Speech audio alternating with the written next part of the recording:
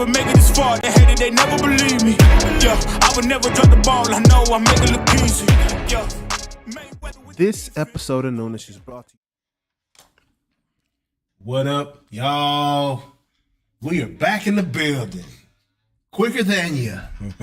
You know, that's real quick, man. Didn't even tell my guys heads up. I ain't give a countdown or nothing. I just started the show.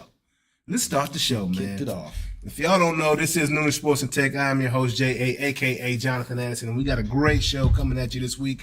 I'm wearing my glasses not only because I'm a fan of Prime and Coach Prime, but I got a contact situation going on. So we're just going to keep these shades on all day today. We have our glasses to support. Ain't that cool? Well, I'm kind of cool. Well, we ain't going to leave you out there by yourself, Jay. You know what I'm saying? Yeah, we all going. Tres Amico. Hey, now I just got to ask you one question, J.A. What's up? You know, you said you had a contact problem. Yeah. Now, it wasn't the left contacted with your right eye, was it? Nah, it wasn't that one. It wasn't that one at all. That's what Charlo had to go through this week. That's right. Now, you know.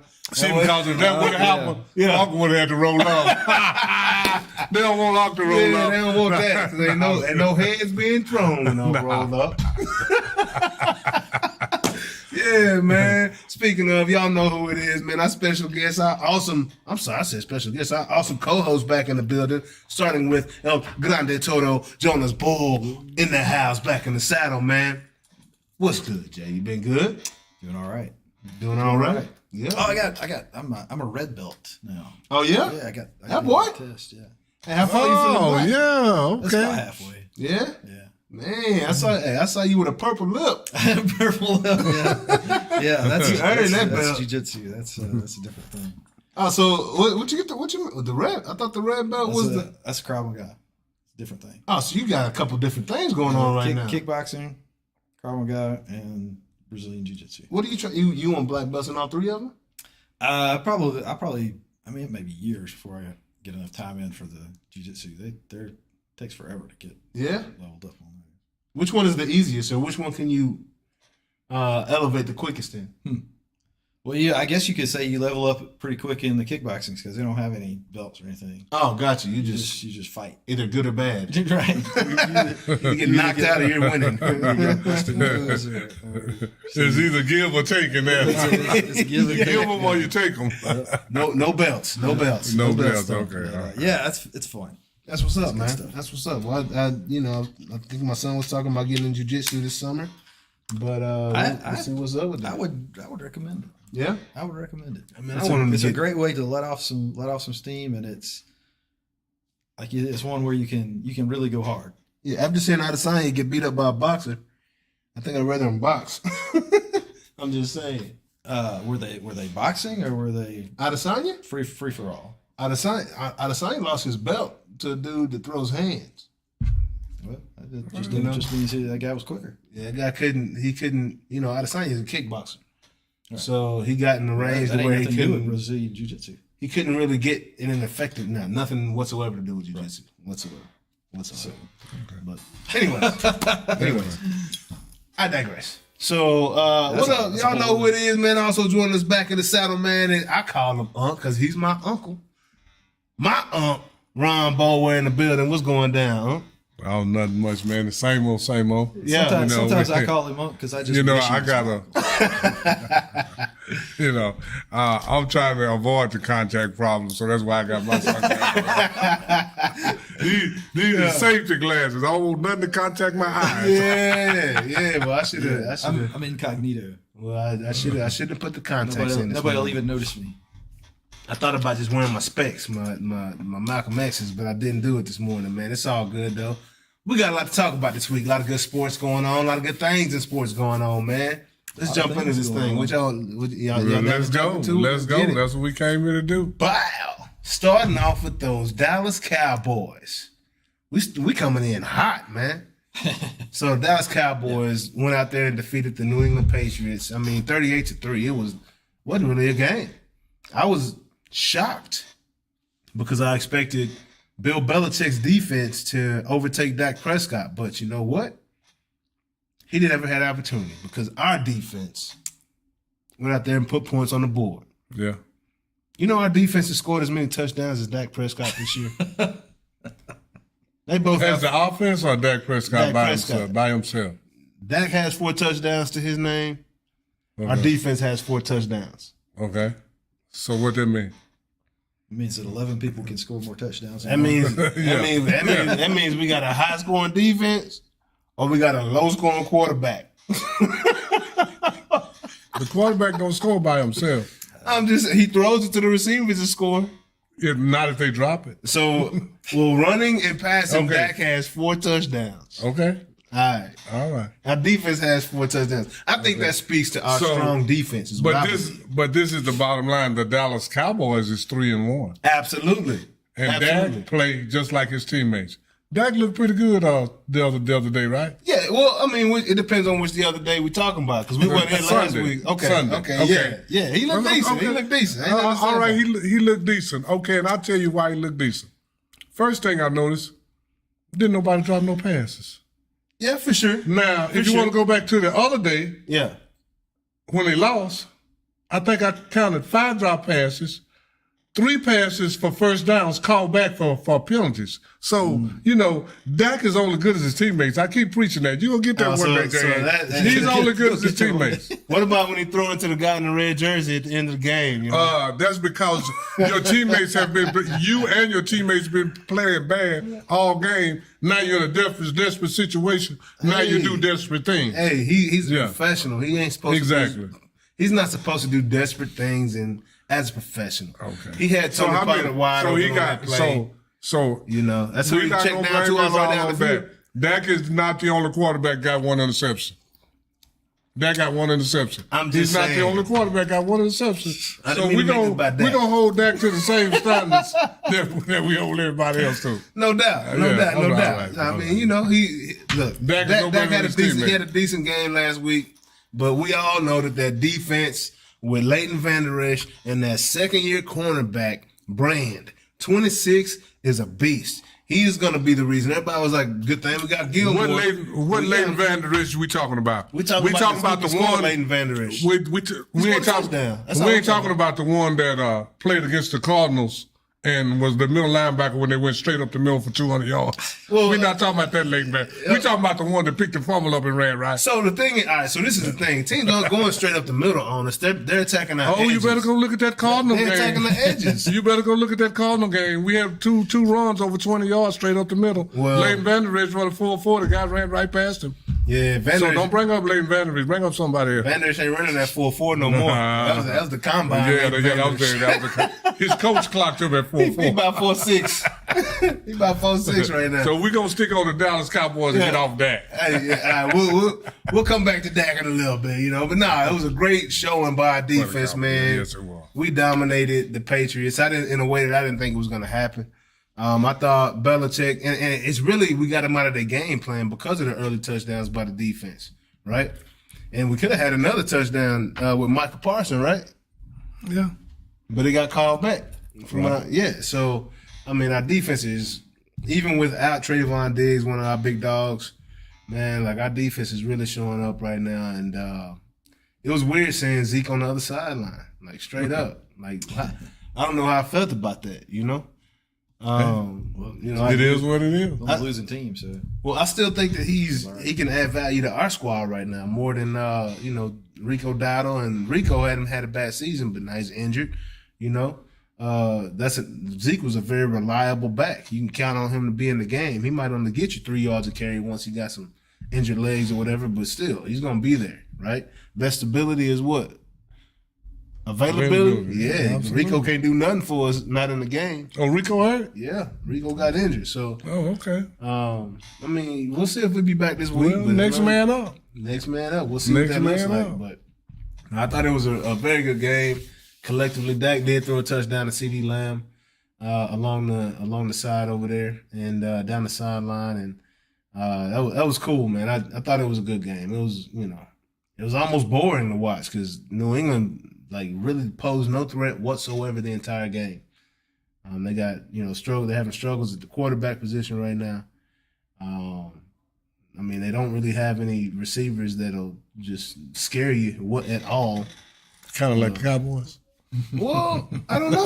Well, Brandon Cooks is, they say he's a very good receiver when he's playing. They say that CeeDee Lamb is a top 5 receiver from what I hear in the league, when he's playing. So, I mean, that's what they say. Who said that? I've heard that several times. Said the CeeDee Lamb is a top 5 receiver? Yeah. How did they come up with that? I have no idea. Because he's not top 5 in catches. He's not top 5 in yards. He's not top 5 in touchdowns. Well, he can't throw to himself. But cite your sources. Top 5 in talent, though. Like he's an amazing talent. Well, this is the thing. It's no sense in having talent if you're not displaying it. Well, again, he can't throw to himself. Okay, neither can Amari Cooper last year, but he had more yards than CD. He had a backup quarterback for half of the season, and he had more touchdowns, yards, and catches than CeeDee Lamb. So let's tell it like it is. CeeDee Lamb is a great number 2. He's not a number 1. That checks down 85% of the time. I mean, he doesn't throw to his receivers very often. He hasn't. That's because they're not open.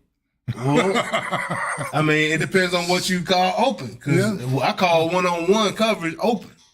In the NFL, it's my job as a quarterback when CD got a ball. You know what I mean? Let's go back to the Cardinal game. Let's go back to the Cardinal game. Mm-hmm. When CeeDee Lamb was 1-on-1 in the end zone, Dak threw him the ball. The CD didn't even attack the ball. He backpedaled out of bounds and then looked at the referee for the flag.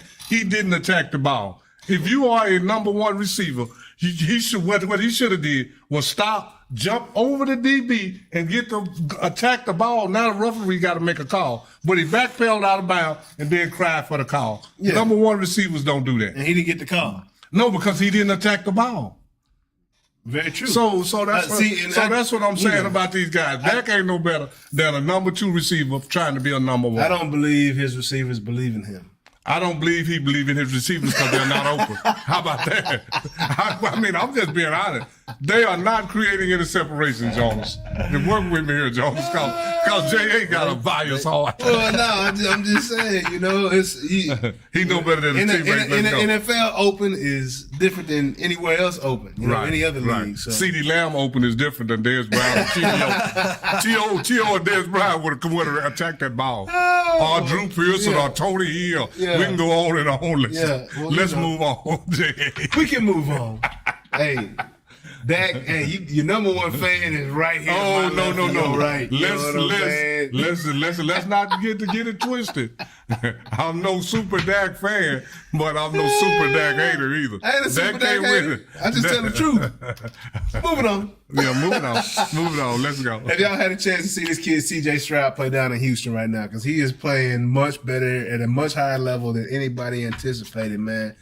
He's winning games. He went out there and beat the Pittsburgh Steelers 30-6 this week. Like, dominated them boys, man. I had Pittsburgh's defense because I didn't expect Houston to do anything. But C.J. Stroud's out there putting up numbers right now. Yeah. Have you seen him play? Yeah. Yeah, the kid can go. The kid can absolutely ball, Jonas. So keep looking out for that kid. Philly went out and got an overtime win against the Commanders. I was hoping Washington would win, but this makes me nervous, man. This makes me very nervous about our division because Washington is a lot better than people thought they were going to be this year. Yeah. And it makes me nervous because they have a good defense. You know what I'm saying? They have a good defense. And we didn't even talk about what the Cowboys are about to face this next week. Right? That's before we move on to the rest of the league. Our next game on the schedule is the San Francisco 49ers. Now we're really gonna see what Dak is made of. Because it's a good chance our defense goes out there and handles up and holds San Francisco to 13, 16 points. Dak, can you outscore 13 or 16 points against a very good defense? That's what I want to see. That's all I want to see. You know what I'm saying? That's all I want to see. Because, look, San Francisco's not going to be scared of our run attack. First off, Dak can't do it. Dak can't do it. It's going to take – let's quit naming players. It's going to take the Cowboy, offense. I need Dak to be somebody. No, I need the offensive line not to get 6 holding penalties. That's what I need, like they did that's what I need. Yeah. I need the receivers. They didn't do that against the Patriots. They did it against the Cardinals. So when you play good, you win. When that was an injured offensive line against the Cardinals. We had 3 guys out against the Cardinals. That's an excuse. I'm just saying. You are a professional player. Next man Absolutely. up. I don't care who's hurt. 100% I don't care who's hurt. You think all their players were there? Come on, Jay. This is professional sport. Yeah. The next man up. That can't win by itself. That can't lose by itself. Hey, that can lose some games though. Not by itself. Hey, he lost the playoffs twice against San Francisco. Twice against San Francisco. I mean, San Francisco had a better defense than we did. And you always hear you win with defense. But our defense held them to 16 points in one of the games. And their defense held us to 13. Held that. So how did our defense? You know what I'm saying? So okay, Our tell me defense held them to 16, and Dak couldn't produce more points. That's what I want to see. So their quarterback couldn't produce more than 16. I would say this. Hold on, Jay. Listen. Yeah. Now, if I'm really terrible and I can only score 13, you ain't that good if you score 16. Hey. But the guy that beat Dak got a new contract, and everybody's talking Prudy. But this is the thing. Prudy scored 20. Prudy scored 23. No, he didn't. San Francisco. Yeah, he scored 23. Okay, tell me this. The year before that was Garoppolo who scored 16 and beat Dak. Okay, let me ask you this: do we have a receiver? Purdy. Okay, let me ask you this: do we have a receiver as good as Deebo Samuel? No. The answer is no. The answer is no. No, do we have a running back good as McCaffrey? The answer is no. I saw a good quarterback in Patrick Mahomes. Jones. He didn't answer I saw a good quarterback. That speaks to our defense. But I saw a good quarterback against San Francisco put up 44 points. What quarterback was that? Patrick Mahomes. A good quarterback. You talking about one person? I'm talking about Patrick Mahomes. So you put up 44 points against the same defense that Dak can't put up more than 16 points. So who else did it? Who else did it besides Patrick Mahomes? I mean, I don't know. He was the only one did it. San Francisco has he was the only one did it. 19-game home regular season winning streak or 12. So Patrick Mahomes is the only one did it, right? Oh, I don't know. I don't know if he's the only one, but I saw him do it. Is what I'm saying. Yeah, right. I saw a good quarterback adjust and see what they were doing to him early. He saw the safeties were coming down and crashing, so he started going over the top, and then they had that. So who does Dak picked him apart, have the and he equivalent? scored 44 points. Okay, so who does Dak have the equivalent of Travis Kelce? Nobody. Patrick Mahomes is not throwing to. Can you name his other receivers? Who is that? Patrick Mahomes receivers. Can you name McKinnon. Come on, come on. What you mean? He got more yards than CD Lamb because of the quarterback. Come on. Because he got a good quarterback that can deliver the ball. Maybe he created some separation for the quarterback to McKinnon's running back. Man, come on. Number one's a running back. Huh? Come on, man. So who we got? You never say nothing about Kelce. You jump right to Pryor's a heck of a talent. CD Lamb's a heck of a talent. All three of our receivers. I think all three of our receivers in another situation will have a hell of a lot more yards than they do with this. It's all I'm saying. It's about 10 to 12 or 15 teams that CD Lamb can't even start for. You know how good our receivers are? They can't start for nobody else. Oh, that's false. CD Lamb will start for somebody else. Brandon Cooks has started for everybody else already. He just keeps getting hurt for all of them. Don't nobody want him. And then don't nobody want him. What's my guy? He can't be that good. They keep trading him. What's my guy? Gallup. Come on, man. Hey, Gallup's so good they got rid of Dez for him. That's how good Gallup is. That's how good Gallup is. They got rid of Dez for him. And when Gallup gets the ball in his hands, he makes plays. But it's ready to get in his hands. So can CeeDee Lamb start over Jamar Chase and them boys up in Cincinnati? He can play for him. He'll be a third receiver. He'll be a third receiver. He did so now. But that speaks to how good there was. We're talking about one team that got three of the best receivers on their squad. CD can't start for Kansas City. Absolutely, he can start for Kansas City. CD can't start for the Dolphins. Absolutely, he can start with the Dolphins. Come on, he won't be number one. Come on. He'll be a great number two to Tyreek Hill. That's exactly what I said a while ago. He's number two. Yeah. He's number one. Come on. But you're naming some number ones that are just going to be number ones over anybody. Tyreek Hill will be number one over Chase. CeeDee Lamb can't start for the 49ers. We know he'll be a number two to Deebo Samuel, absolutely. That's exactly what I said. Everybody, come on now. But you're naming like premier receivers, though. So who did you name when you CD is our premier receiver? Jay, listen to yourself now. Yeah. Calm down about that. Now you name. I saw Patrick Mahomes score 44 points, and with no receivers. With one tight end and three dudes you can't name. That's all I'm saying. I'm through talking to you. Let's move on. Let's move on.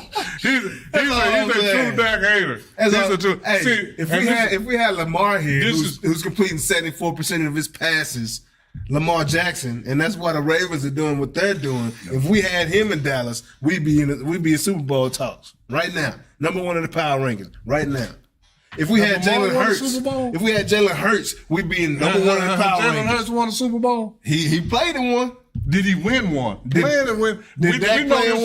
We know this from LeBron. It don't matter if you're playing them. Dak hadn't played in one. So that doesn't matter. He just like Michael Jordan. You only count the ones that he play in. If you ever play in one, you can count it. But if you don't play in one, you can't count it. Hey, because Jordan is 6-0 in the finals, right? So you only count the finals. So you can't count. Dak ain't playing the Super Bowl. Hey. So he's perfect in the Super Bowl. You gotta make it there. Perfect record. You gotta make it there. You gotta make it there. Yeah, exactly. I'm just saying. By that standard, I also have a perfect record in this. Yeah, me too. Exactly. If you can only count the ones you play in, like they do Michael Jordan, we're gonna hold everybody to that standards.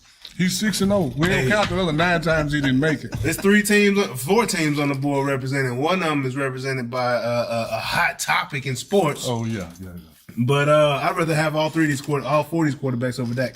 But none of those won the Super Bowl either, just like that. No, not yet. Not yet. Two of them like that. But they didn't win it. Just like that. Not yet. So tell me this. Lamar Jackson, with what he's doing right now, I mean, who can you pick in the AFC over the Baltimore Ravens? Legitimately say they can go out and beat the Baltimore Ravens with this guy playing the way he's playing right now. I'll pick Kansas City over them right now. Right now? Yeah, I'll pick Kansas City over them right now.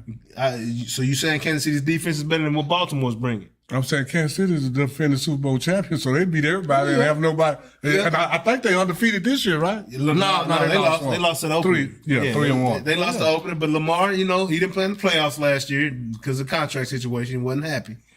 But he's coming back happy, got his money, and he's completing 74% of his passes right now. Okay, right now. Yeah, right now. That's crazy, man. That's crazy. And he's beat Cincinnati. He's beat Cleveland. Other teams that people are talking very high on. Lamar's balling out with his money in his pocket, and I love it.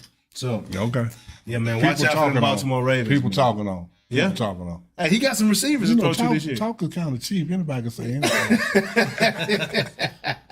Because they talking on Cincinnati and Cleveland. Go look at their record. Well, I know Cleveland's all right, but Cincinnati, they struggling because Joe Burrow's got a calf Cleveland, injury. 2-2? Yeah. And one of them, the losses is to Baltimore. I mean, Burrow is injured and he is struggling right now. That calf injury, man, I ain't saying Cincinnati's offense looked this bad since 2019 before Joe Burrow got there. Nah, but hot topic in NFL, man. What y'all think about this whole Travis Kelce and Taylor Swift talk, man? Hey, I feel like Travis Kelce's an absolute G, man. That boy shot his shot. He shot his shot, man. Yeah. Well, this is the whole thing. He young, man. Mm-hmm. Young, he got money, and he doing his thing. I'm gonna leave it like that. So I would just warn Taylor. Yeah. I mean, don't get all sentimental and stuff. Right. Keep it different breed. Yeah, different keep it light. Keep it light, Taylor. Yeah, man. Hey, she gonna be singing about Travis Kelce in about 6 months. There's gonna be a song about Travis Kelce. Yeah, man. Nah, I think it's pretty cool, man. He shot his shot. He went to her little concert and was like, "Hey, I saw you perform in my venue. Now it's time for you to come see me perform in my venue. What's up?" Invited her on out. Sure. Shot his shot, and he looked like he winning, man. They ain't holding hands or nothing. They ain't official, but she been to the past 2 games. She traveling all over the U.S. to watch this man play. So you ain't got the whole hand. Yeah. Very true. Very true. But moving on. I say good for him. Week 3 NFL power rankings, man. So start with number 5. That's the Dallas Cowboys. They deserve to be there after that horrendous loss to the Cardinals. The Eagles, man, they're still in the 5 though. Yeah, they in the top 5 still. That's because of that defense, man. We'll see what happens this weekend when they play that number 1 team, San Francisco 49ers. It's going to be a great one. And then, I mean, this is pretty much I feel like this is the same 5 coming into the season, minus the Cowboys that everybody predicted anyway. You know, the top 3 with Buffalo, Kansas City, and San Francisco. Sure. Maybe not in that order, but those 3 teams you expect them to be at the top. Yeah. They're all playing well right now. Well, that's our projection, and I would say that Buffalo and Dallas is more projection. It's a couple other teams you could replace them with. Yep. But the other 3 is solid. I mean, that's the NFC Championship game, and that's the Super Bowl. Yeah. So these 3 need to be in there now. How Buffalo got to be number 3? Well, Josh Allen been balling. Like after that first loss of Detroit, after he threw 4 interceptions on national TV, he has been balling. I think he's like top quarterback in the league right now. You know, after that game, so he's turned it all the way around. Yeah, that game count too. He counts. Detroit ain't bad though. No, that's what I'm saying. It wasn't like he lost to a bomb squad. Yeah. People spend a lot of time, and obviously people spend a lot of money putting together these power rankings, right? So let's just say, for example, for shits and giggles, let's say San Francisco loses to Dallas. Yep. KC loses to whoever they're playing. I can't remember. Mm-hmm. Do we update the power ranking? Absolutely. Yeah, every week. Every week it changes. Yeah. So what does it mean? Like, what is? Like, we're basically just reporting on what happened in the past. Yeah, it means the flavor of the week. So, in terms of these are the flavors of the week. You hot right now, right? You hot right now. That's all that means. So, like, treating that as a some sort of predictive analysis of this is who's going to the Super Bowl. No, you can't use it as that at all. Not that. No, it ain't that at all. It's just like who's the best team this week, according to these. Analytics, right? Yeah. But so it's really just a shorthand for who won and who lost. Yeah, who won? That's it. That's it. And who's been winning? So it all comes down to doesn't matter what kind of talent they got on the team. Doesn't matter how many yards they ran that didn't count. It basically comes down to who scored the most points. It comes down to who's winning and who's losing, which is who the scored most points. Exactly. Yep, straight up. And this week, Buffalo scored 48 against Miami. So, a team that scored 70 last week, and they kind of got a taste of their own medicine. While like you say, there's 2 or 3 on there that unquestionably, like anybody could have told you. Those would be there. Yeah, and probably will still be there. Not because toward the end of not the because year. of the power ranking, but because they keep scoring the most points. Yep. But, I was going somewhere with that, and I've completely lost it. But, my bad. No, that's all right.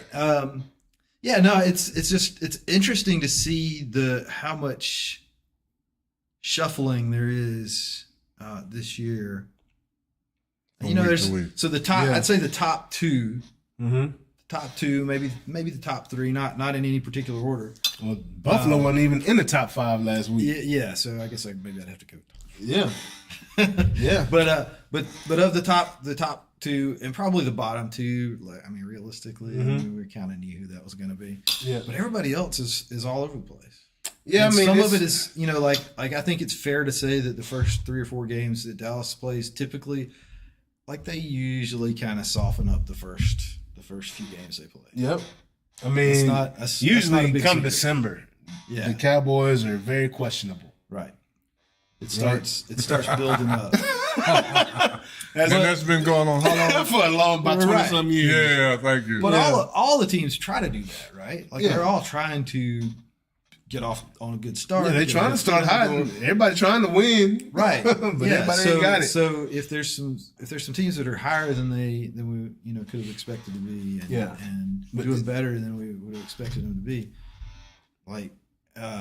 But teams like Detroit and Cleveland, man, there's so much parity in the league right now. Right. It's a bunch of 2-2 teams that are really good, and they're gonna get better as the season goes on. You know what I mean? Like Tampa Bay is really good. Like, nobody's really talking about them right now. With Baker Mayfield running the show down there, nobody expected them to be. The only reason one person didn't talk about it is because I just don't talk about it a lot. Yeah, but I've actually been keeping an eye on Baker Mayfield and at Tampa Bay.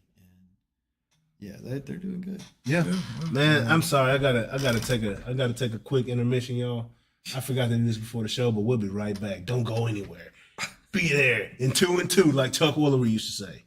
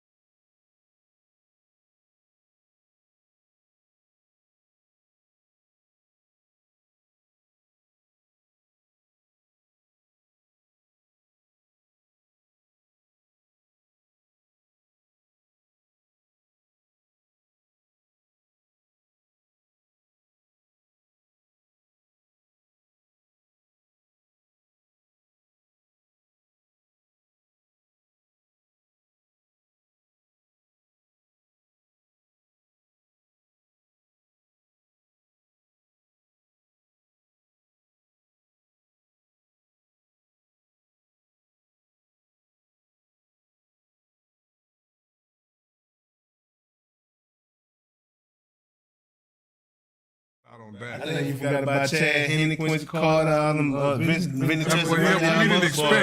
didn't expect anything from them, though. But we're back. Yeah, we're back in the saddle, back in action, man. Still talking about Dak, man. Love him. No. Don't get that twisted. No. He's not bad as y'all making him out to be. And I want Dak to succeed, man. But hey, my expectations are through the roof when it comes to the Dallas Cowboys quarterback. So hey, bro, if you guys, right? Yeah, bro. And if you keep feeling the way you feeling, man, like I'm gonna talk about it. See, this is the whole thing. You keep getting out receivers killed across the middle. If you hold the look at ball too long and doing everything else you do wrong, overthrowing passes and doing everything else, man, not getting the ball out on time, like not running when you should, being indecisive, you know what I'm saying? Like, I'm gonna get not being perfect. No, just not being an NFL caliber quarterback. That's all we need. Come on, stop that. Hey, I'm just saying, that's perfect, right? So you gonna say Dak is not an NFL caliber quarterback? Starting for the Cowboys? No, he ain't to that pedigree. Not right now. When he had rolling this year, he was. He started. I can't give it to him. No, I'm not. Look, I won't say he's not an NFL caliber quarterback, okay? Okay. But hey, Patrick Mahomes, no. My expectations are through the roof. If you starting for the Cowboys, you got to be better than one of the starting 32. You can't be 32 starting for the Cowboys. You need to be in that top 5. Because we spent that much money on No. This is the whole thing. This is the whole We thing. paid you like number 1 at the time. We paid Tony Romo the same way. And Tony Romo could take this team a lot further than this quarterback could. That's what all that's no. Oh, man. How do we know? Because Tony Romo is not here. Tony Romo, look, his O-line was trash until the end of his career. You know what I'm saying? Nothing came from Romo until the end of the career. You know my new saying, right? What? When they win, it's him. When they lose, it's them. Well, I mean, when they win, it's Tony Romo. But when they lose, how did you get to be 13-3? Not with that. When the Cowboys win, it's them. And when they lose, it's him. No. That's what it is. No. You know what I'm saying? That's all I'm trying to say. That's a all I'm saying is that go down the list of quarterbacks that won the Super Bowl and see how many of them is production. Starting with Bart Starr and Joe Namath and Troy Aikman and all that. They had great teammates. Troy Aikman is an average quarterback. Troy Aikman is an average quarterback with great teammates. It takes a team to win and it's a team to lose. Right. And I was thinking about that, and it is possible that one person can lose the game. Absolutely. Yeah. Throwing interceptions, fumbles. But you don't have to justify it. Like everybody knows. Yeah, there's no question. Yeah, but that's why Diggs was talking smack to Dak.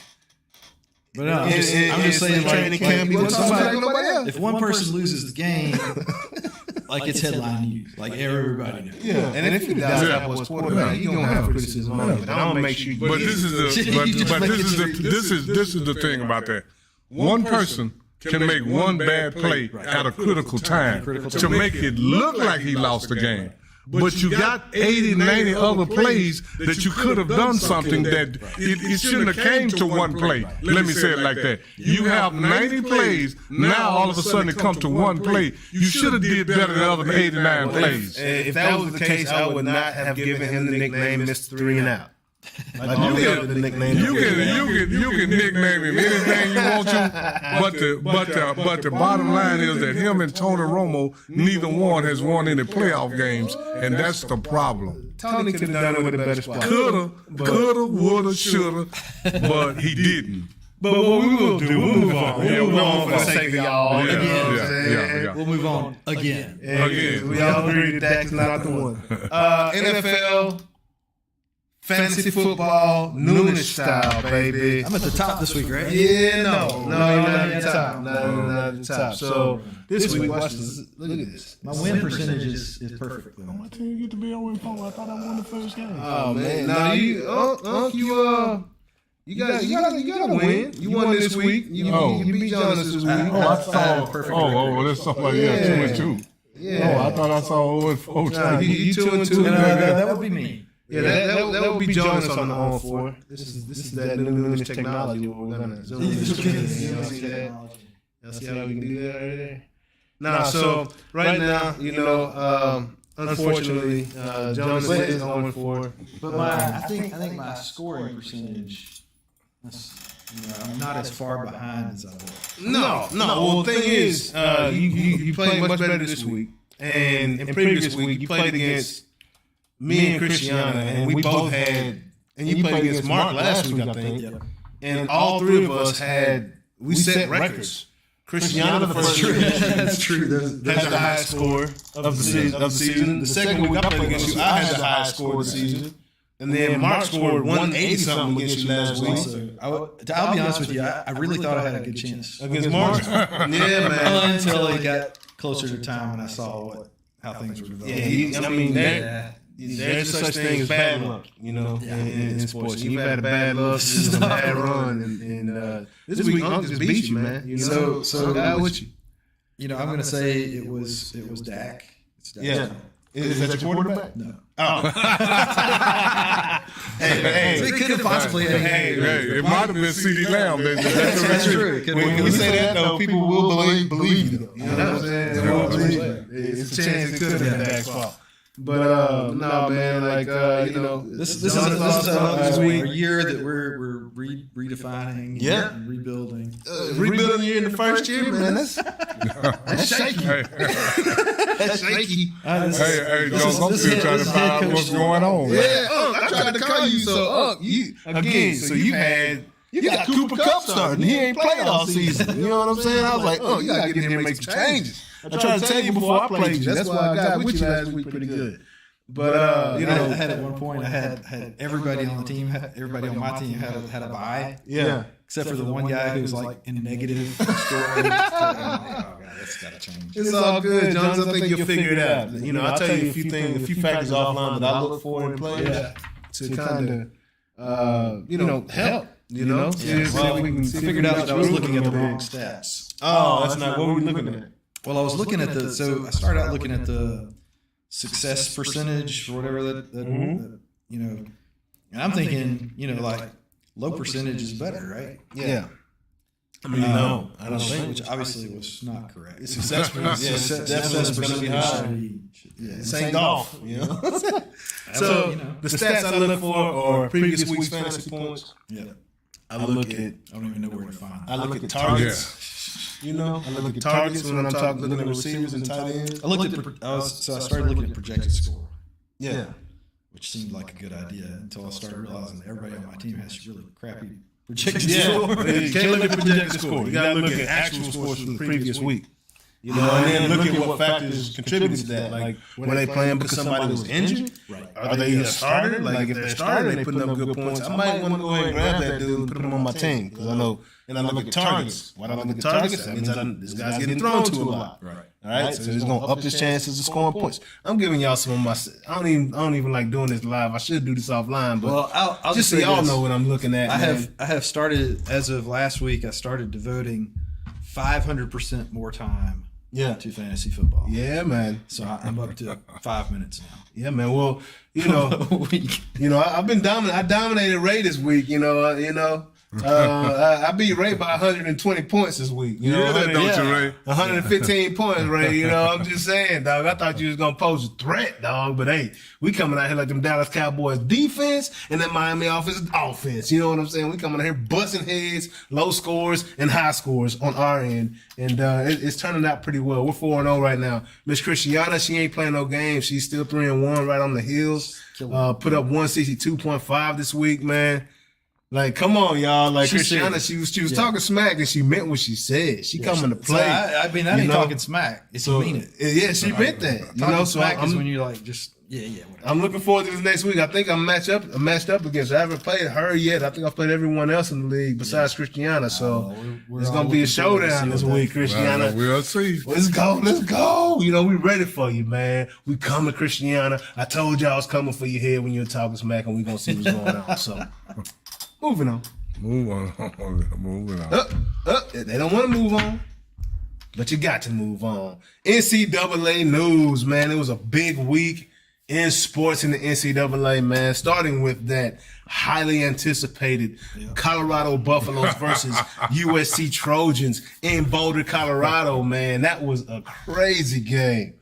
And this is like, it's a new program still. You know, this is only Deion's fourth game, right? Fourth game. He playing against number 8. I believe USC was number 8 in the nation last week, right? Playing with that was his fifth game. Fifth game. I'm sorry. His fifth game, right? 3-1 coming in. They're 3-2 now. Correct. So Caleb Williams on the other end playing quarterback. That is the returning Heisman Trophy winner. Looks like he's got a good chance at winning it again this year. And, I mean, that first half, them boys jumped out on Colorado just like everybody anticipated. What was it, like 41-14 going into the half? Yeah. Yeah, 41-14. Did you get a chance to watch this game? Yeah, I watched it. Did you get a chance to check it out? Actually, I checked it out live with you, Noonish. Yeah. I watched it with you, Noonish. Hey, so that's what we're going to start doing every Saturday, man. We're going to do a live watch party, man. Y'all come watch this Colorado game with us every Saturday, man. I don't know what time they play this week, but I'm going to find out. And I'm going to watch it because somebody's going to be covering it because they are hot in sports right now. But it's going to be on TV. Yeah.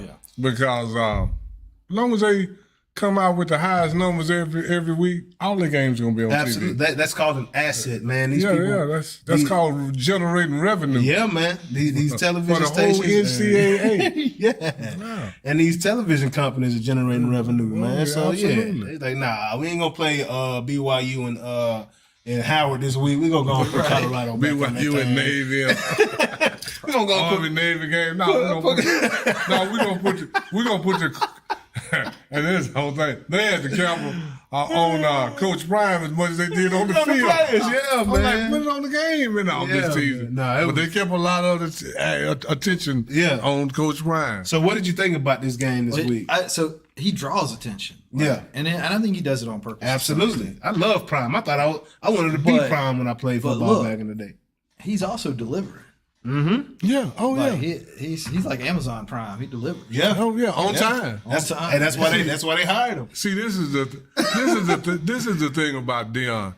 Like I said before, Deion is the best talker since Muhammad Ali. Yep. And he may be a better talker than Muhammad Ali. Yeah, he for just sure. might be. For sure. He's captivating. I mean, and this is the thing about Deion. Deion got young sons. Yes. So he's very connected to them. So he's very connected to the 21, 22, 23-year-old man culture. Yes. So when he go in these kids' living room, he's already a good talker.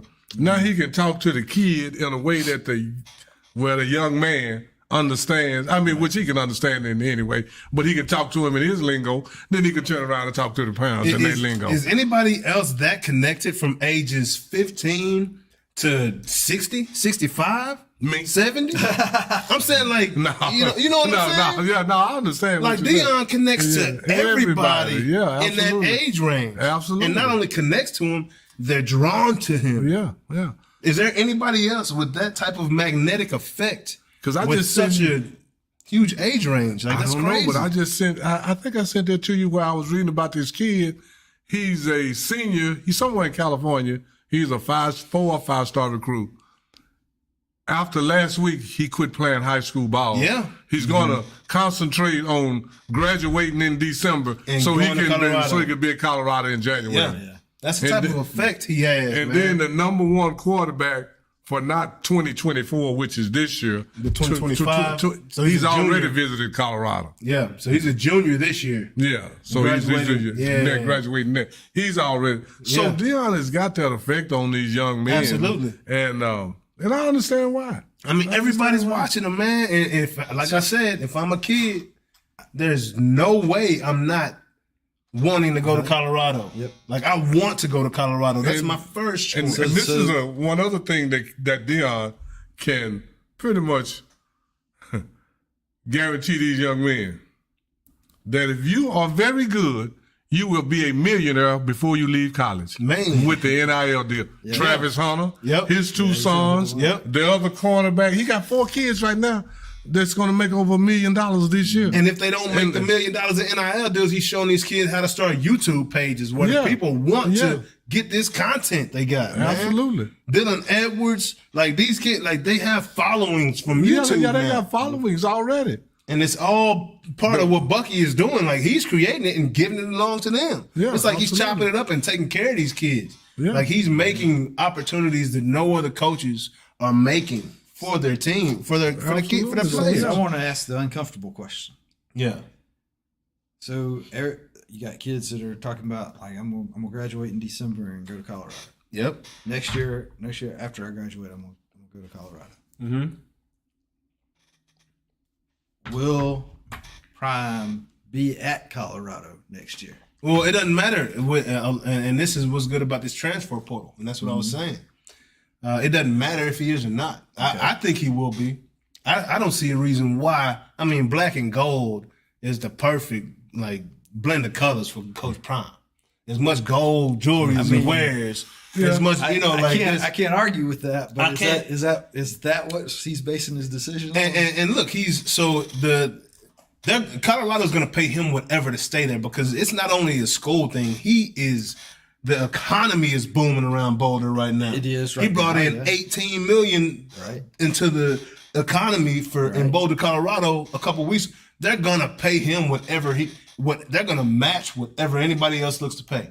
Only reason he would leave maybe. is I don't even know why he would leave, because where else would you want to be? Well, I mean, there's a whole lot of colleges that got more money than to start with than Colorado does. But And if they're looking at before he got Colorado there. and saying, 18 million, if I give him this much, how much more is he going to make for me? I'm saying Deion is in a situation where he is. Throw a name out there like Notre Dame. Mm-hmm. Absolutely. Way more money than Colorado. USC got way. USC. Yeah. University of Texas way more. Yeah. I think it's the perfect place for Deion because Now, frankly, only thing just because it's going to be hot as hell next year in the summer. We'll see how Deion reacts to this cold. Right. In Boulder. We'll see how he reacts to this winter. But other than that, Well, You gets gotta balance it out. He's it's not a big city.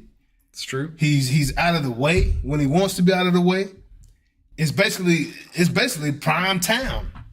yeah, absolutely. Yeah. Like it is his own city. He doesn't have to, media is not crazy around there unless it's him that's causing the ruckus.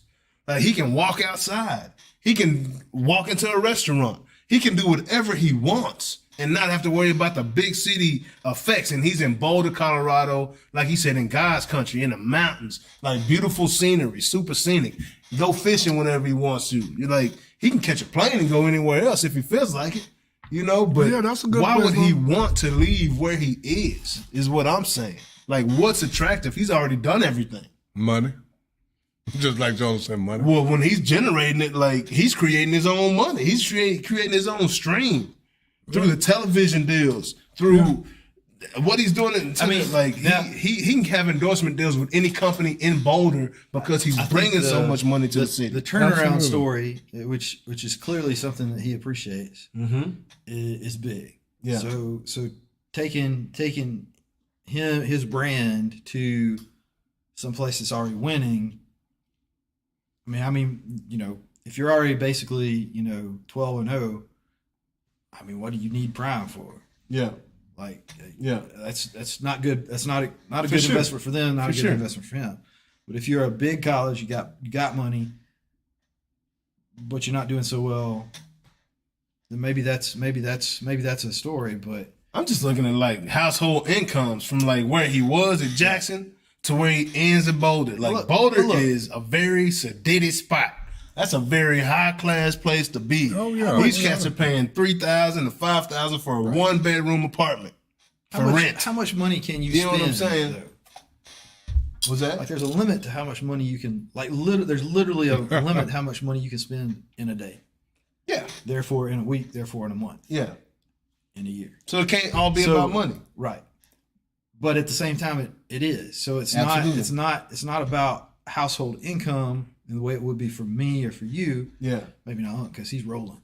Well, yeah. But like, No. but like, No, not for maybe not once for you. once you get to a certain level, and you see this, you see that, like, look at Elon Musk, look at Zuckerberg and the guy that just dumped his beautiful wife for this crazy bitch. Yeah. That runs Amazon. Bezos. Yeah, Jeff boy.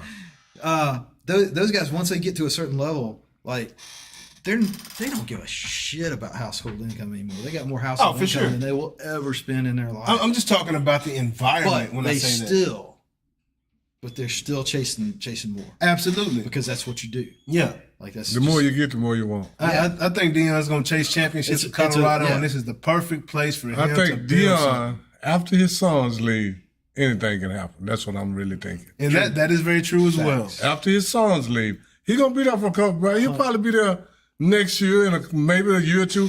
I mean, that's what I'm saying. It's like, and then he may be there for the long run. he might be. But, if he counted on going to Florida State, that ain't gonna happen because my boy Mike Norvell got them boys like number 5 in the nation right now, looking real good. and I'm not Well, even sure there's Florida places State has more money than Colorado. That's what I'm saying. I don't think he's gonna leave Colorado. If he can get accustomed to that cold, I think he might stay in Colorado. Well, see, this I've is the whole seen thing. pictures of him with some warm clothes on. You go, I you think go he's only gonna have play. all the clothes on. You only gonna play 2 or 3 games in the extreme cold. Yeah, and he played in Baltimore too, so he See, already. I mean, no, Because okay, how many games you And got? Baltimore 11? cold is a different kind of cold than Boulder cold. Yeah, Boulder Cold's dry. Baltimore ain't. So It's high and dry. So how many games Colorado got? 11 or 12? So even if they got 10 or 12, 11.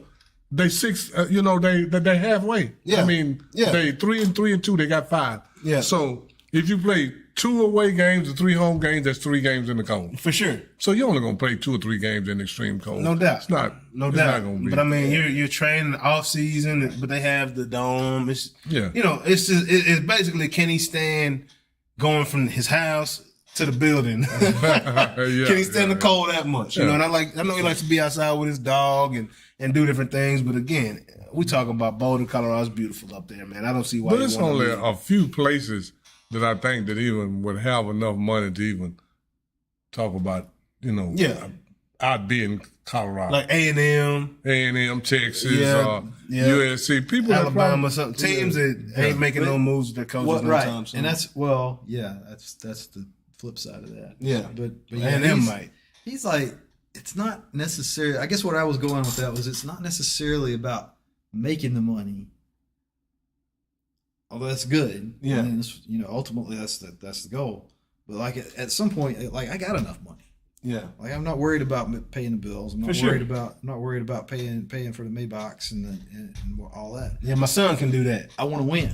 Yeah. yeah. Right? And Yeah. okay, so I built this program up and they're winning. Where do you go from there? Like, do you is Deion Sanders? Let's say by next year, Colorado wins every game. Mm-hmm. Is Deion Sanders going to be satisfied to sit at Colorado with a perfect record? I think so, and 'cause he not do built it. something else. I think so because he built that. See, and I'm not sure. I'm not so sure. I'm not I think so sure. I think think- Deion could be in a situation like legendary, like Lou, like old school coaches that used to build programs I think and he's stay young there enough. for a long time. I think he's young enough to want to expand that legacy and go somewhere else that's 0-59 or whatever, yeah, and turn that place around and like his legacy is not one college, yeah. but a bunch of them. Well, I mean, And he's every already- one of them it's that, like, already two. He's like the Midas touch. Every It's college he's touching. it's already two with Jackson State and Colorado, Yeah. and I don't know. Well, you need 3 for it to be a trend. Nick Saban, he went to LSU, did what he did. And LSU went to NFL, We then gotta talk came to about LSU Alabama, later.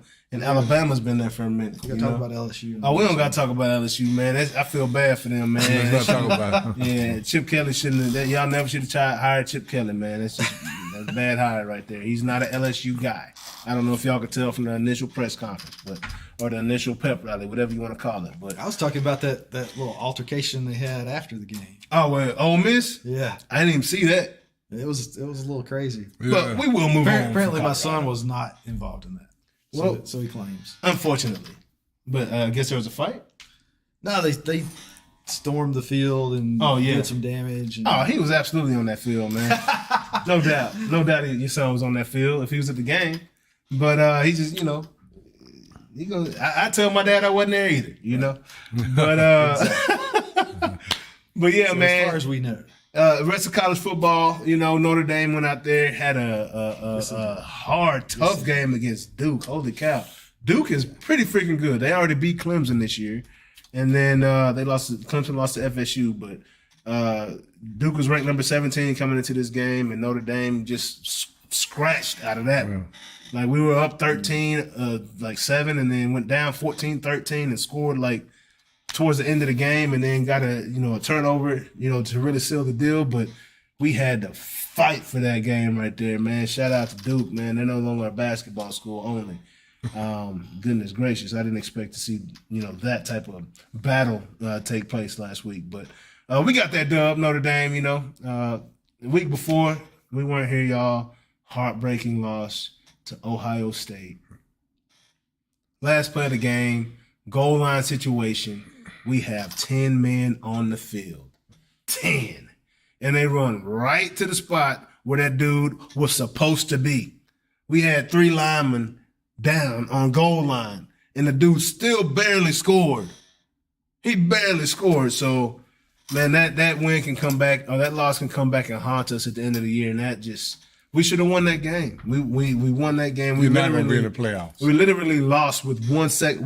They scored a touchdown with 1 second left on the clock. Notre Dame is not going to be in the playoffs. You know that, right?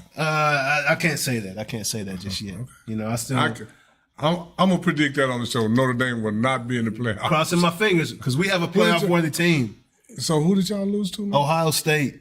Didn't Michigan just drill them? Who was that drilled Ohio State? No, nobody. Somebody drilled Ohio State. Somebody drilled Ohio State? Yeah. Say it ain't so. I'm not mistaken. Say it ain't so, because that'll hurt us real bad. Yeah. I think Michigan got on to Ohio State. Did they already? No, they didn't already play. That's too early. Who was that? Somebody or what? I thought somebody got on to Ohio State. Man, please say that ain't so, because that ain't good for us. Yeah, I don't think y'all gonna go no playoffs. No, Ohio State didn't play last week. Oh, okay. They didn't play last week. Okay. But Ole Miss did beat LSU though. Oh yeah. Yeah, man. But yeah, man. Anyways, big game coming up this weekend, man. Texas OU. OU. We got 2 5-0 squads coming into the Red River Classic. This is what it used to be like back in the day, man. You know, we hooking them around here. Yeah, you know? I am. Hey. I'm always a homer. Hey, man. I like Oklahoma, but they're a strong number 2 in my heart, but I can't take them over Texas. Man, we got a lot of OU fans out there, man. Yeah. And, you know, I'm a great OU fan until they play Texas. Yeah. Hey, I'm the same way. And me and Mark been, you know. Oh, yeah. But, hey, I can't lie, man. I've kind of been leaning towards OU just because I've been in the mix and understanding these people love and then the whole AP situation. But I'll never turn my back on. I've been a Longhorn forever. You know, I never turn my back on them horns. That burning orange white uniform is still the sexiest to me in the NCAA. You know, it should be a good game this weekend, man. I think Texas has had the tougher schedule to this point, especially going into Tuscaloosa, beating Alabama. That was huge, right? So they're number 3 right now. Oklahoma's number 12. Was that ain't no small thing? No. Go. No. You might catch Alabama on a neutral site or something every now and then, but to go in Tuscaloosa. Yeah, and when that, they got out of streak. Yeah, and they got out of there. So you know they got some dogs. They got out of there alive.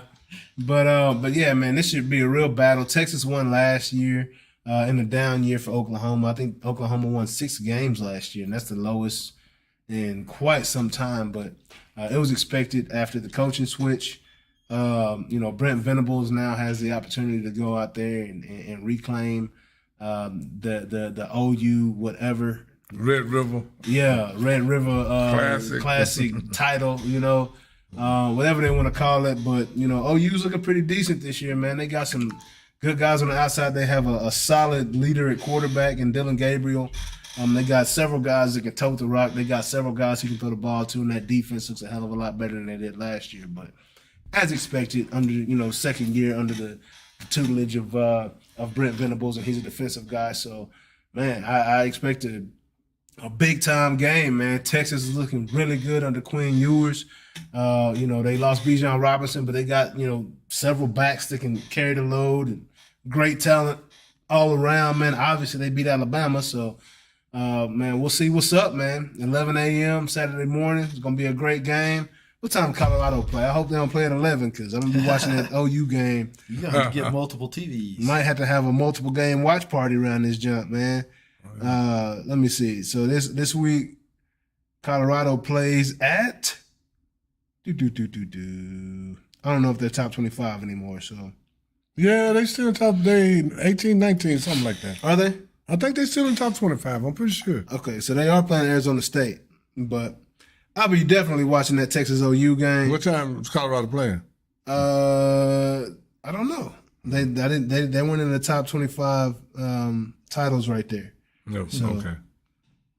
Let me see. Maybe they're not in the top 25, but I thought they were still in the top 25. Let me see. My boy Buck left a comment on the podcast. I don't see it though. Buck. I don't see it, Buck.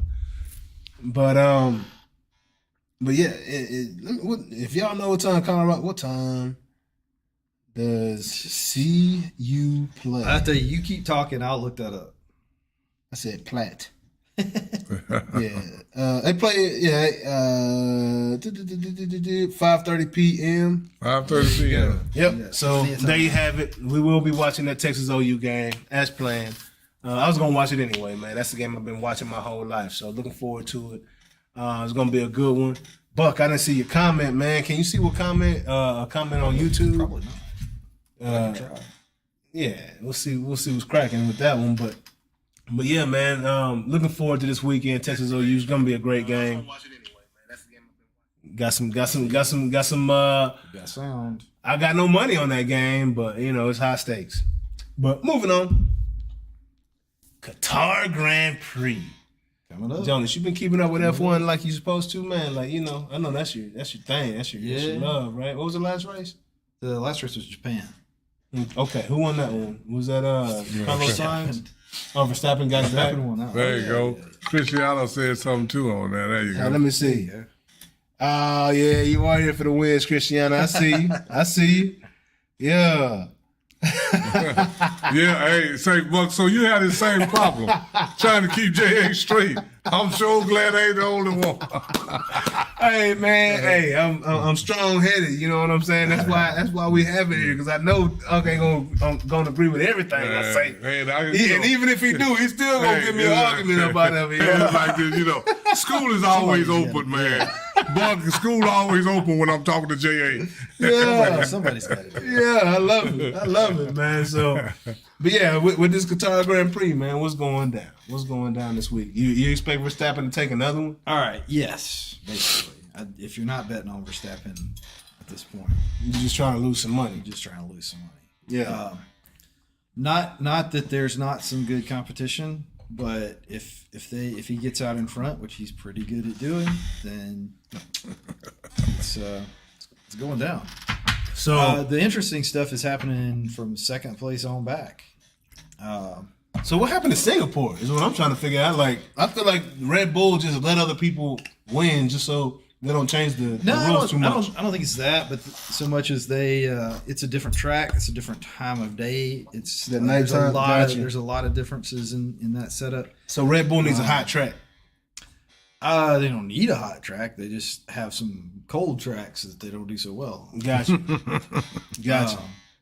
And so far that's been the only one. So if that tells you anything. Gotcha. It's really interesting to see how much the second place on down is changing from one race to another. Yeah. Oscar Piastri, who's basically a baby. I think he's like 4 years old. I haven't even heard this dude. Right. He must be way new to the mix. Now he's on the podium Nice. with Verstappen and some dude from Ferrari or whatever. Yeah. Nobody cares. Yeah. But, Yeah. Ferrari lucked in. yeah, there. no, this Piastri guy was a runner-up wannabe driver last year. I shouldn't say that, but he was definitely waiting in the wings. Yeah. And it's his first year, and he's managed to pull out a podium. He didn't have to steal somebody's car to do it, like we saw in one case last year, a couple of years ago. Who stole somebody's car? Call him out. Jay. Call him out. No, it was when Hamilton had COVID and.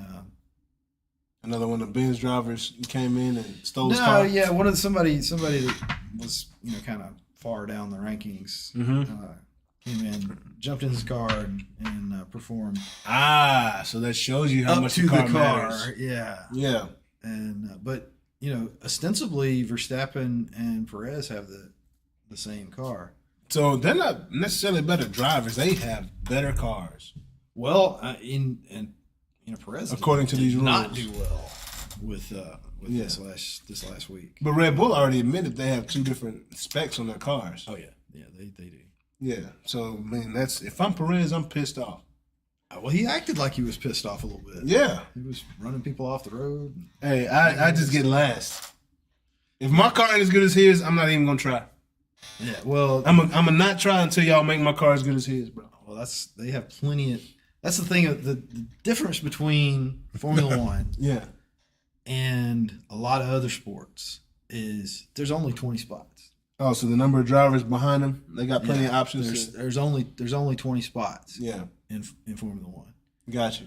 F2, there's a little bit more. F3 is a little bit more. Yeah. When you count all of NASCAR and stage racing and all the various other things that feed into that, there's a whole lot of drivers. There's a whole lot more drivers out there. So like what Jim Irsay told Jonathan Taylor, like, it don't matter if I die tomorrow and you never play again, like this game's gonna go on without you. Oh, absolutely. Yeah. Yeah. Yeah. So if Carlos Sainz was to throw a fit, next man up. So if you lose on purpose, they'll just get another driver. Oh yeah. Right. Next man up. If you don't lose on purpose and you just keep losing, They're get another driver anyway. no, they do look at how people do. It sucks to be the second driver. So there's 2 cars per team. Yep. It really sucks to be the second driver. Yeah. If you are positioned as the backup driver, second driver, the team player, or whatever you want to call it. What can you do when you know you're in that position? When you know they're not giving you their best effort? When you know your team isn't giving you your best effort? Stack some chips up. Just run. Just make that money. Stack some chips up. Make that bread. Appreciate that position. I think what you see with some of the teams that do well is some of the drivers that do well as the second on team or further down the roster. They let their personality come through. Yeah, gotcha. So they try to. You got Daniel. They're Ricciardo, more marketing. Who hasn't won a race in freaking ever. Ricardo. That's the guy that was with Red Bull previously. He had been with the Red Bull at one time. Yeah. He's been with a bunch of teams. Yeah, but that's with a yellow team. Big McLaren was with the one you're thinking of. Yeah. And he's big guy, big personality. Yeah, and that's his. That's where he's. He's not winning races, but he's winning on personality. Got you. Hamilton wins on personality. Well, now he wins races, but he's also he's just a cool dude. Yeah, I mean, most of the time. Since they stripped him of all his rules and won't let him win anymore. Don't let him win anymore. Yeah. Yeah. I get but that. he's a cool guy. He's just listening to him talk is fun. Yeah. He's got good. He seems like he's got good values, and that's the kind of thing that people can, like, a lot of different people from all over the world can get behind Lewis Hamilton. So what time is this? Yeah, I don't know. What time is this race on Sunday? And will you be up to watch what time is it on Sunday? It's fairly late. Oh, really? What they've been being. Like late as in like 9 in the morning versus 5? Yeah, probably. Let's see. Oh no, it's like noon. Oh, nice. It's pretty late. Relative, pretty regular time. The sprint is at 8:00 on Saturday. But a noon game or noon race on Sunday. Noon race on Sunday. Probably won't be watching that. I'll be watching football. You'll be watching football. I might tune in at halftime, see what's going on. Hey, everybody else tune in to the Qatar Grand Prix. If you're not watching football, of the game Sunday, yeah. Halftime of the game, switch over to the Grand Prix. Let's check it out for a second, man. It's if you want to stay hype, and just like intense and keep your competitive juices flowing, go on that Qatar Grand Prix, man. You'll see something. Yeah, probably not at noon because that's at noon they'll be starting, so that's exciting. Yeah, halftime. Everything in between that and the end, a lot of times. Halftime's probably like 1:15, 1:30. Well, that's just right that. It'll be getting good. So NBA news, man. Dame, we've been wondering where Dame was gonna end up for the longest, and he ended up in Milwaukee with the Freak. What you think about Dame going to Milwaukee? Well, I got mixed feelings about that. Yeah, what you think about it? Well, they are. And he didn't leave; he was traded there. Yeah, well, it doesn't matter nowadays. You end up there. Yeah. But he was going to end up somewhere because he wanted to leave. But they're already making them favorite to win the NBA championship, and I think that's kind of jumping the gun a little. Well, it's like the power ranking. I understand why though. I don't. You got a big guy that no one can stop on the inside. Okay. And then you got a guy that can shoot it from half court. Okay. You know how much that's going to open up the floor? And between both of those guys, they got one championship. True. So, True. They got other guys that can go, though. Chris Middleton. Like, I'm just thinking about how much they're going to spread that floor and how much the Dame going to score. Oh, man. Hey. Somebody got abducted. Something happened. Somebody got abducted or ran off the road or whatever happened. Boy, this is a test of the National Wireless Emergency Alert System. Boy, if y'all don't stop in the middle of my show, So there it is. Yeah, I here got we that go. test too. Yeah, Mine turned down, so hopefully. Mine never makes any noise. What's the date today, man? I saw a warning about this test, man. I'm kind of nervous. Yeah, I did too. I saw. So they were sending it out that it was gonna happen. Yeah, but There I go. But I forget what they said was going to happen at that time of the test. That's kind of scary that they obviously care about Jay more than they do about the rest of us. Like I'm He tripping. gets the first warning. Yeah, no, I'm trying to remember. Anyways, I'm gonna try to focus right now. Focus on Dame. Yeah, but this is my life thing is about good. Dame. Dame's gonna put up a lot of points, but who he gonna stop?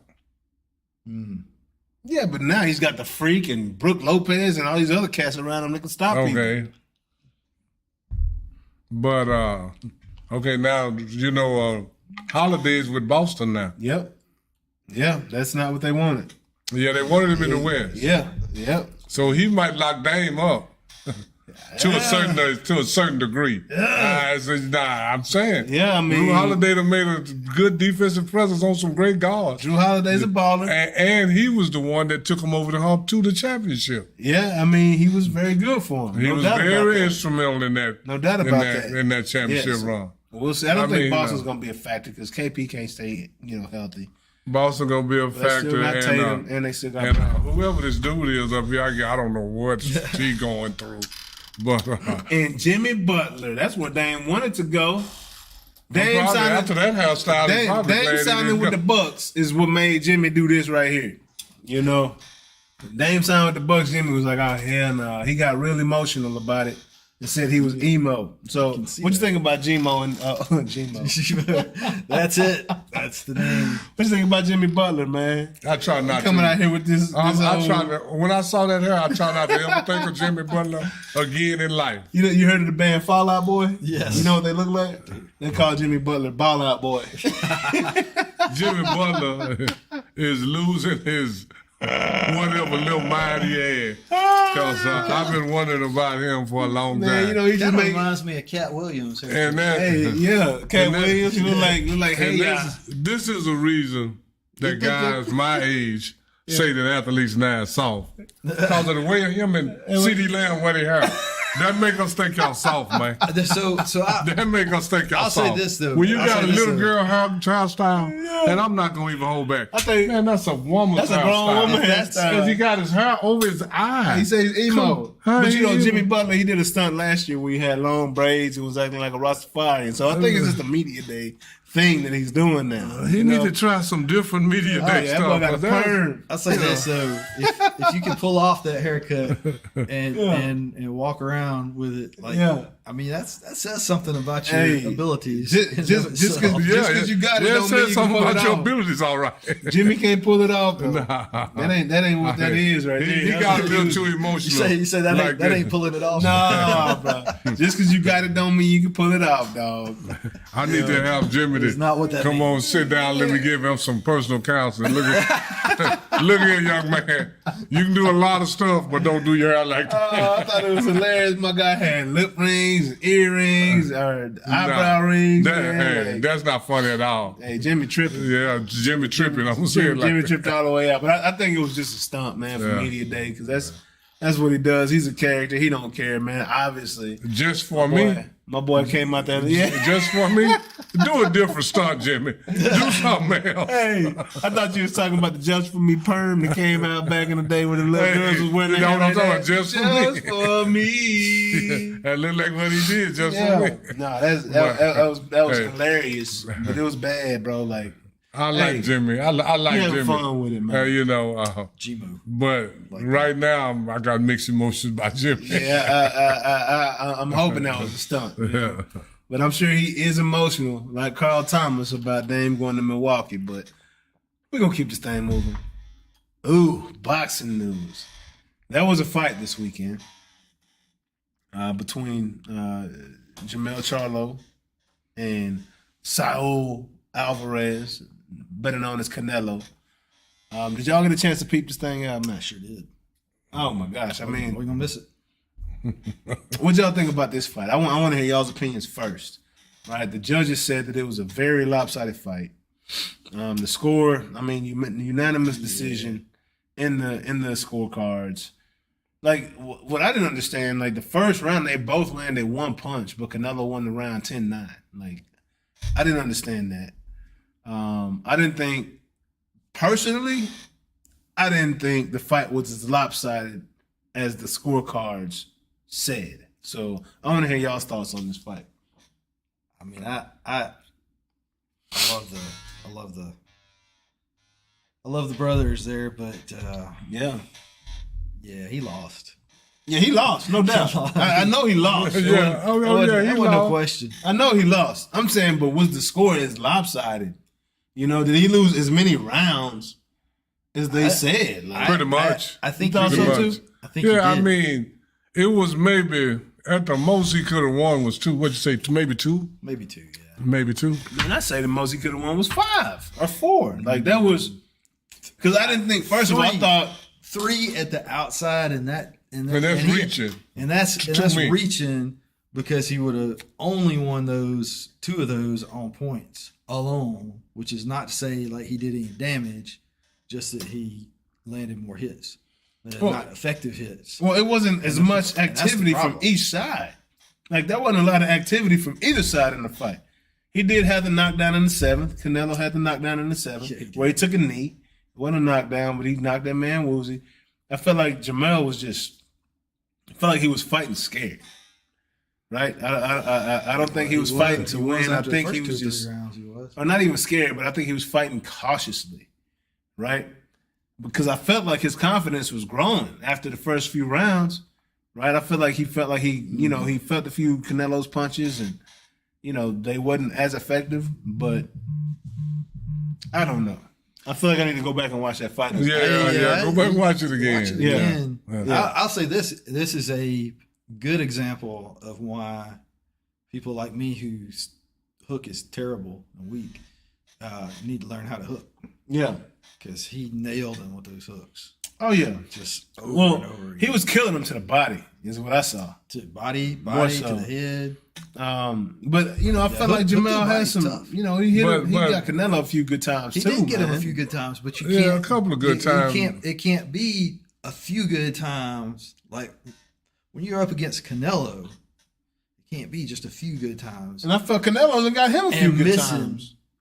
like so many, like not catching so many of the incoming. Like you got to get out of the way of those. You got to block them. I felt like Canelo caught a lot of gloves too. Like that's what I'm. He caught some, but like it just didn't look as. And the announcers, man, like I hate watching boxing. See, I didn't No. watch the sound on. Most sports I watch with the sound down. Yeah. Because the announcers, Just they ruin make it. it. They ruin your perception of the fight. They sway. I might watch it both ways depending on what it is, but Yeah. I didn't pay attention to the sound. I didn't think it was that much of a gap in that fight because I didn't think there was enough offense for there to be enough of that much of a gap. I also felt like Canelo did get him a few times, and I also felt like Charlo got him a few times. I felt like Canelo was more aggressive throughout the fight. He was hunting him down, walking him down majority of the fight, but Charlo, cautious as he should have been, like. I don't know. I didn't think. I know Canelo won the fight, but I didn't think the gap was that wide. Is all I'm saying. That's all I'm saying. Charlo didn't, Attack. like you say, he was, it wasn't even the attack, but it was he wasn't counterpunching or anything when he was retreating. He was just retreating. He wasn't throwing no jabs to keep him off. He was just retreating. Yeah, and that's Charlo, what made the gap so big. Yeah, and Charlo had the longer reach, but Canelo had more jabs. Like that confused me. Yeah. I think that he was frustrating his own trainer. I think he was frustrating his corner because he wasn't being more aggressive because he was being so cautious. You know what I'm saying? Mm-hmm. Like it's going out there not to lose versus going out there to win. And I think he went out there not to lose, and instead maybe. I think he wanted. It's hard to know what's in somebody's mind on something like that because it's very in the moment, and you get like the time slips away from you. Like you don't realize how many rounds you've been through. When you are, he was obviously he didn't want none of Canelo's power. Yeah, no doubt. So that made him cautious, and that made him fight a whole different fight. Right. Charlo wanted that bread, that chick, and I think he wanted like my boy Mayweather says all the time. He wanted to come out of there with all of his faculties. You know? He didn't want to get knocked out. Yeah. He didn't want CTE as a result of taking too many blows. So he basically ran. But as a result, he ended up getting knocked down. That was a knockdown. Like it wasn't a flat on his back knockdown. Oh yeah, he took a knee. He took a knee. He took a knee. He was woozy. Took a knee because he couldn't stand up. Because he couldn't see straight. It's either take a knee or take a back. So let me take a knee. Or you might go face first. Yeah, because a few more blows, Canelo would have had him on that ground. Oh yeah. Yeah. Yeah. And that's what, I don't know, you wonder what's going through somebody's head sometimes, but man, Canelo came out hard. Yeah, he did. He did. And we're not like, I think it's fair to say that we have frequently been fans of Canelo. Yeah, fast. No, I love Canelo. So not like this is somebody who we don't know and don't think well of and haven't followed. Man. But I like Canelo, but I did want to see Charlo put in a good performance because it's Derrick James over there coaching him, man. Yeah. So Derrick's taken 2 losses this year, and he's never taken a loss prior to this. So, and both times his boys looked at horrible. Oh man, the last Spence looked at horrible, and so let's ask it that way. Compared to Spence's performance versus Charlo's performance. I don't think Charlo's performance was nearly as bad as Spence's was. Yes, I would agree with that. Yes. I think there was something else going on with Spence. I don't think it had anything to do with training. Yeah, unless he was overtrained. I'm not jumping in the middle of that. To where his muscles couldn't fire off properly. And I think that might have had something to do with it. But I don't know. I can't speculate. I definitely think Charlo's performance was much closer to on par with what I would have expected him to do. I would have loved for him to do better. Yeah. Come out stronger. But he didn't look like a completely different person. Yeah, no. Spence a completely different fighter. Yeah, Spence didn't even look like he didn't look like not even the same fighter. He didn't even look like a fighter. Yeah. He looked like a street fighter. Spence like the guy that Spence beat down when I went to see him practicing. They bet him $75 he could last 3 rounds, and Spence beat him through the ropes. Yeah. That's what Spence was like last fight. But I don't know. I also think he had some of them Tyson gummies or whatever Mike Tyson had in that package before that fight, and it was a little bit too much for what Spence could handle. He needed to go half a gummy. He didn't expect it to hit that hard. Oh, he had them gummies. Yeah, that was a tough along one. With what's his name having them smacks. Yeah, he had gummies and he had smacks. That's a bad mix. That's a bad mix, dog. Because Terrence was on some superhuman snacks. Yeah. But yeah, man. Moving on. Texas Rangers went out there. Those guys. Yeah, man. They're not strangers anymore. They ended up making the playoffs. They turned things around a little bit. They got healthy on offense. Pitching, they still looking to come around and pitching and getting healthy on pitching. But they have enough. They went out yesterday, won the first game of the playoffs against the Tampa Bay Rays. They beat them 4-0, man. Pitching really showed up. Mm-hmm. We had a midseason acquisition that came and dealt. I forget his last name, McDonald or something like that. Montgomery, maybe. I think it's Montgomery.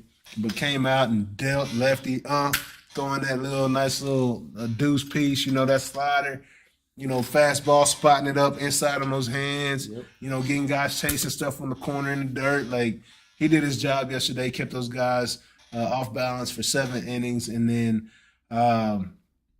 came in and closed it with Chapman in the 8th, and then we had Leclerc come in the 9th and do what he's been doing, man. Leclerc's been here for a minute. He was here with Ron Washington back in the day, so it's been. I'm glad that guy's still pitching with us, man. It's good to see some of the guys from old still on the squad.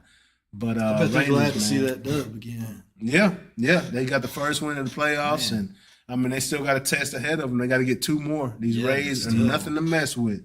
These boys can swing it. I just got one question about the Rangers. What's that? Man, how long Bruce gonna be able to manage, man? Man, I don't know. He look kind of old, man. Oh, Bruce. Not kind of. Not trying to be funny, Bruce looking kind of old that other day. I was like, man, Bruce season done took a toll on Bruce. Bruce getting around now. Bruce looked old when he came into the season. I mean, man, You know but what even I'm saying? now, Like, Bruce- Bruce, Hey, he Bruce came is- out of retirement. Bruce is like a veteran linebacker the way he getting around right now. You know what I'm saying? I was like, oh, Bruce. Like a Hall of Fame I mean, linebacker. he doing a great job, but Yeah. I mean, can he do it again next year?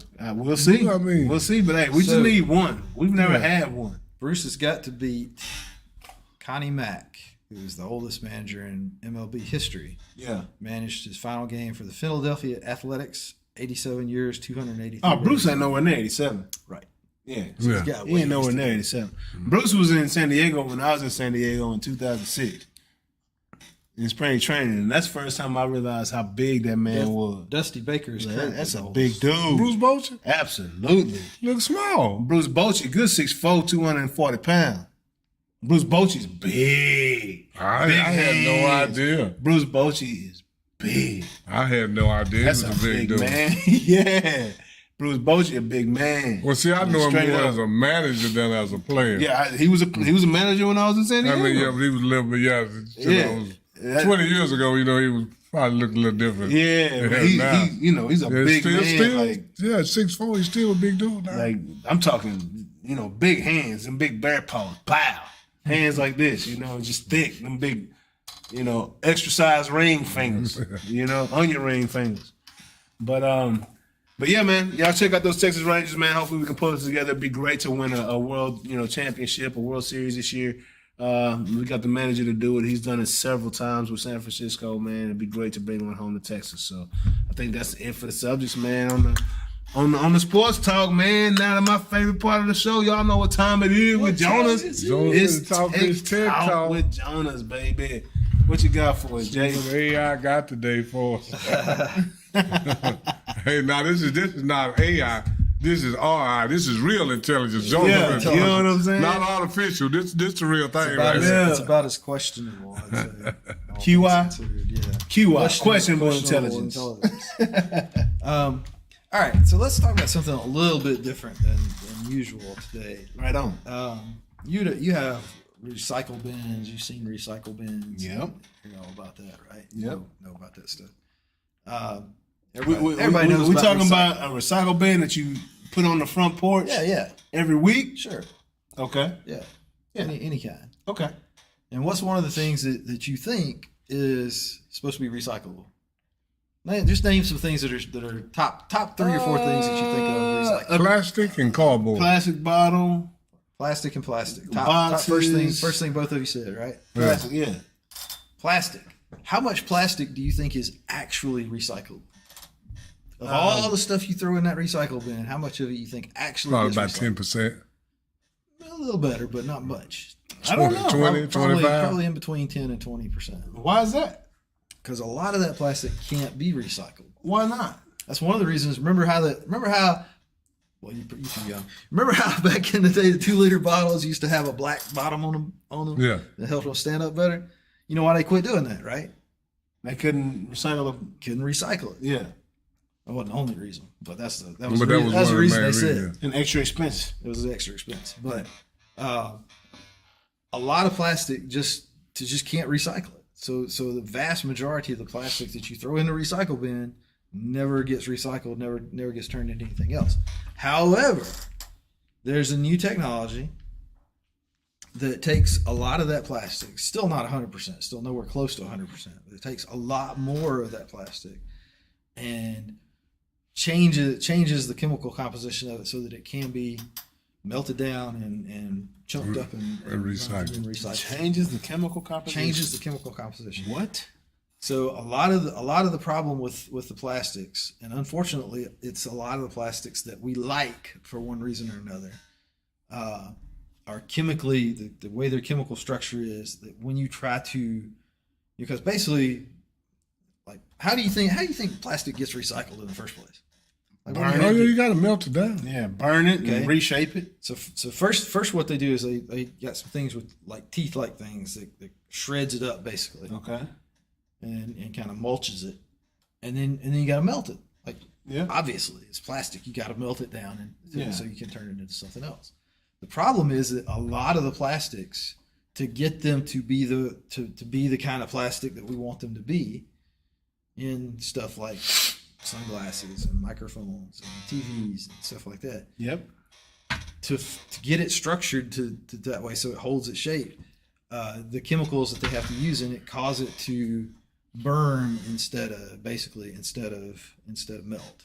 Okay. So instead of melting down into a nice pliable mass that you can pour into burn something and evaporate. it either burns and goes into the atmosphere, or it burns in such a way that I should say oxidizes. It's not really burn, but it basically oxidizes, it changes form, and it takes a lot of the other plastic with it. So if you have one piece of that stuff in there, the whole batch is ruined. Yeah. So that's one of the reasons why they're so particular about it, and so little of it gets recycled is if it's potentially got some of that plastic in it, they just toss it. Gotcha. And so this technology, which is I believe the company's out of San Francisco,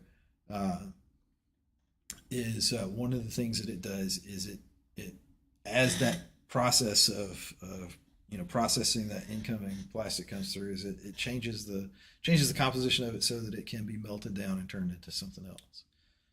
So that's a huge deal. Like you're going from less than 20% recycled, because we think the story is, what we're told is that you put it in the recycle bin, you're doing something good for the planet. No, you ain't doing shit. they putting that shit in the ocean. Nine times out of 10.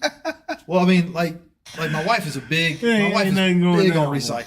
Yeah, she's really it's important to her. Yeah, and I get that. Yeah. I also get that half the time, if you go look at one of those, you've seen those garbage cans that have recycle on the side and trash on the side or whatever. Yeah. Like you open that thing up, it's the same bag underneath it. Yeah. It's got two holes. It's all going in the same. Like place. we spend more time recycling than stressing about recycling than is actually being recycled. Recycled. Yeah. So going from 20%, less than 20% to closer to 40% is not a small thing. That's pretty significant.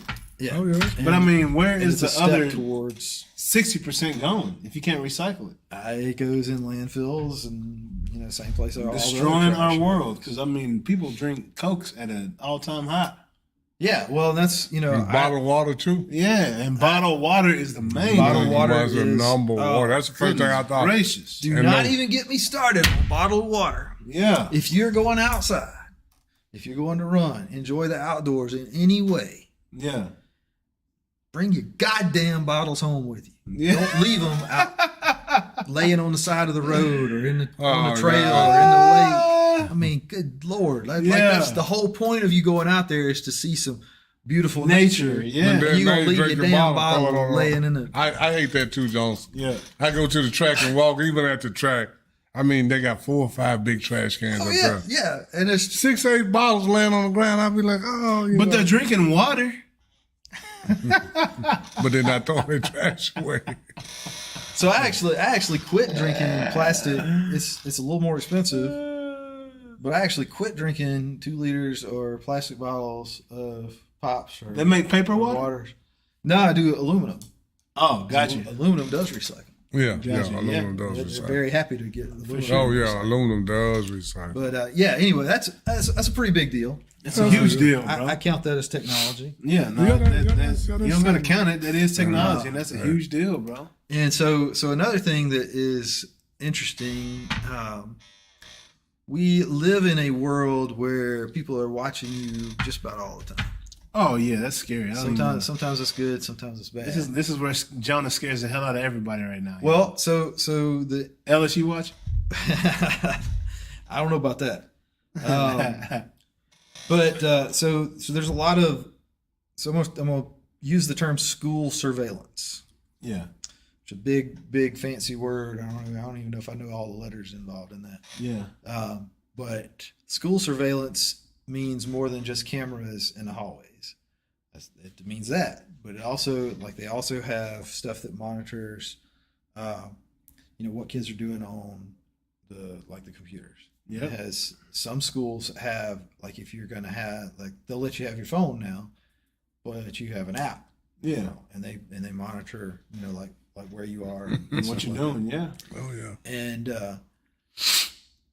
one part of me wants to say, well, they're doing what they've always done, which is training people to be, good little citizens and follow the rules. But the other part of me says, like, what the hell?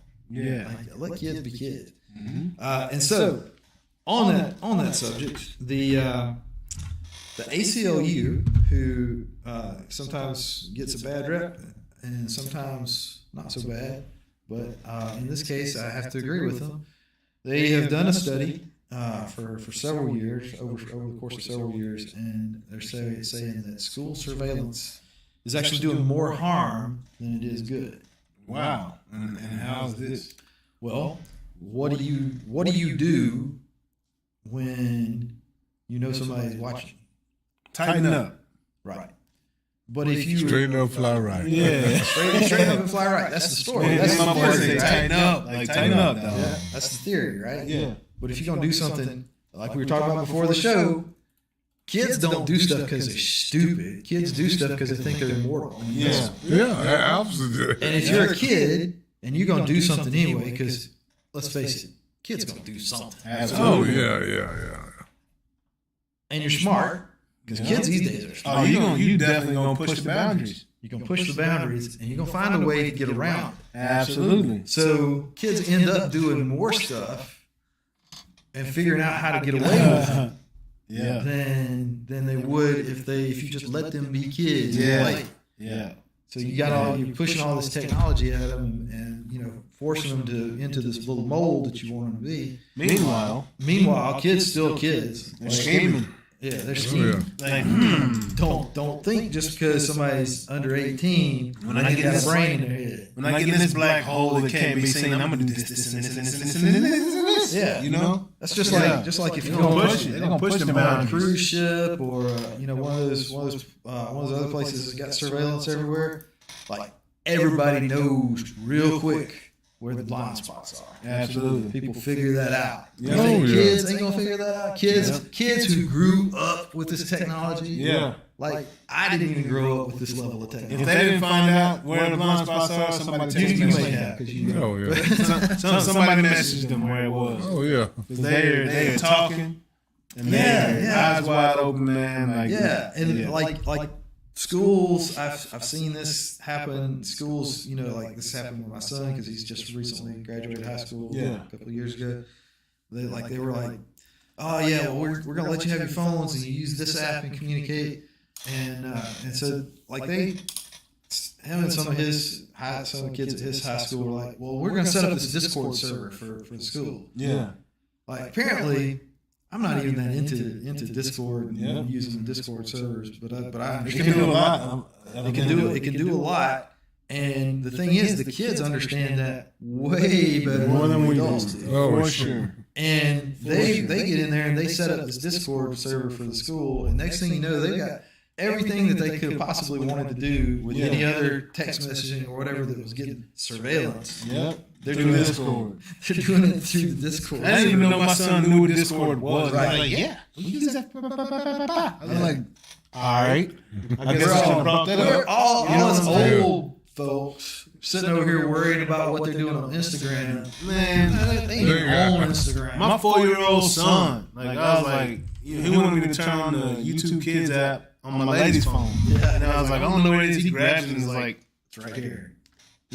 and I'm like, are you serious right now? Next time you don't even have to ask. Like, bro, like, just get the phone, dog. Quit asking me to do anything. You already know what's up. You know what it Yeah. is. See, he's still young and It's crazy. Yeah. It's crazy, man. You gotta Give it a watch couple it too, more man. years. You gotta Yeah. watch the content that you Oh, have. yeah. Oh, man. Sunday morning, he came in the bathroom. Me and Jesse still don't know what he was saying. But I swear he was saying the F word. But that's not what he was saying. You know what I mean? But I swear he was saying the F word. Because I couldn't make it out to be nothing else. You know what I'm saying? But the only thing he has access to is YouTube Kids, you know? But YouTube Kids. he was going in, and me and Jesse was just laughing. We was like, what? Said, hey, you can't say that. You can't say that. Whatever you saying right now, laughing about, you cannot say that. You know? This sounds too close to something else, bro. Can't say that in church. Yeah, man. Please don't say that in church school. Please don't say that in church school. Yeah. That's exactly where we're headed, man. But, it's you know, we want to think that the technology is the solution to every problem. Yeah. And technology can solve a lot of problems, but only as a tool. Yeah. Like it is not the solution, it's just the tool. And at the end all be all, it's a bunch of bad actors. The more you do depend on the technology for school surveillance or whatever else, the more you're going to open up the door for somebody to abuse that or some other. You know, you have unintended consequences. They got, you know, we've been watched all the time. Everybody, everybody know where we at. Know what we doing. Yeah. You know. They say the phones are watching us. Because what do they do? That's why all these people talk about getting a chip implant. You know, all the COVID implant a chip. Like, dude, how do they catch most criminals now? Like, they don't even have to. Yeah, this phone was in this area at that time. They don't have so to you can't say, well, I wasn't at the podcast. Well, on your phone said you right. Yeah. What was you were separated from your phone? Yeah. What? Oh, your phone just got up and walked? Your phone pinged at this location at this time. Yeah. That's where you were. Yep. And that little fish fin on top of your car? Right. They got you. They know where you are at all times. I'm making my next car with no fish fan on top. If you suddenly because every last one of them got it. And if you turn all that off, like if you rip all that out and throw your phone away and all that kind of stuff, what does that say? Mm-hmm. Like now you just painted a bigger picture, a bigger target on you because everybody's trying to hide. Well, what you gotta hide? I mean, Jerry Jones got all I say is, they can watch me all they want to, Jones. They ain't doing nothing. Yeah. Well, they ain't doing nothing. We chilling over here. I'm staying out the way. They can watch me say, "Oh, he out the way." Yeah. He out the way. Good. It's another case of the technology. Like people worry about AI and all that kind of stuff, and yeah, there's some concerns, but the surveillance technology that we have now is so far beyond anything that I would have believed was possible when I was a kid. No doubt. What anybody like my grandmother's age could have possibly even imagined, much less when people were writing the core, the Constitution and the core laws that we have. The people writing that 200 something years ago couldn't have even begun to imagine the kind of stuff. And then Jonas, they always say, art imitates life. Yes, I think it's different. Life imitates art because everything I see now, I saw in art 30, 40 years ago. Yeah, no doubt. I remember when the Jetsons, when they had Zoom and all that on the Jetsons. Yeah. We were looking. Matter of fact, that was, I ain't gonna tell how long ago that was. That was when TVs first came out. They just released the first flying car. Yeah, so, it is for purchase now. So I saw everything in art. Maybe next time. But yeah, man. It's been a good one, man. I appreciate y'all joining us this week for Noonish, man. Hope y'all enjoyed the show. We'll be back next week. See how these Cowboys do against San Francisco, man. Dak show up. Because I'll tell you what, defense is going to show up. Defense is going to allow them to score less than 20 points. Can you score more than 20 is the name of this game this Sunday, man. We'll see what's up. Texas Rangers need y'all to win 2, 3, and 4. Games 2 and 3. Get done with this thing. Move on. But we'll talk about it next week. Either way it goes, next Wednesday, sometime around noon.